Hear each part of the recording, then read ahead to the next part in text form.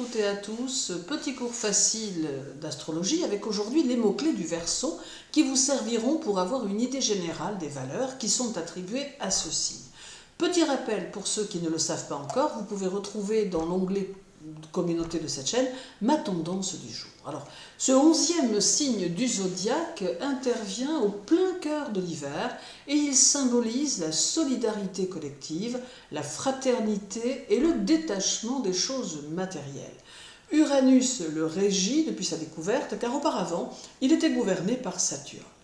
Alors d'une manière générale, ce signe représente un être humain accompli sous les traits d'un sage vieillard porteur sous les bras ou sur les épaules d'une ou deux amphores inclinées qui répandent l'eau sur le sol.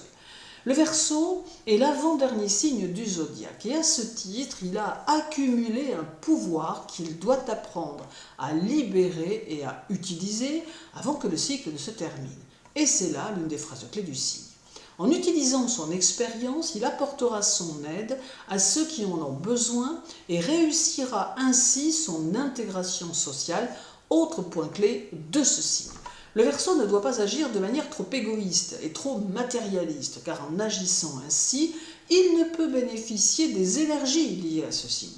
Ce signe d'air, néanmoins à résonance aquatique, témoigne d'une substance nutritive plus destinée à désaltérer l'esprit que le corps.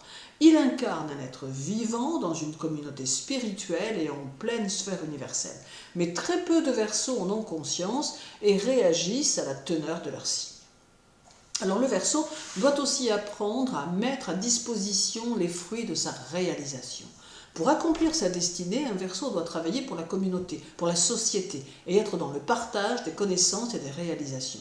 C'est d'ailleurs ce que font certains inventeurs ou certains personnages de foi. Or, en agissant de manière très matérialiste, le Verseau se coupe de son potentiel et rencontre beaucoup de difficultés à évoluer dans son existence, car celle-ci est souvent semée d'embûches et d'obstacles.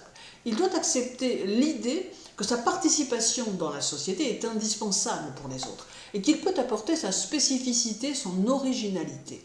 Or, souvent, il protège farouchement son individualité sans prendre conscience que c'est ainsi qu'il peut la perdre parce qu'il n'a pas la conscience de groupe et que de ce fait, il a du mal à trouver son intégration sociale. Aussi, lorsqu'il réalise que le chemin qu'il a emprunté n'est pas complet et qu'il prend conscience de son potentiel en tant que Verseau, il peut devenir un leader qui saura conduire les autres si loin qu'il en sera lui-même surpris.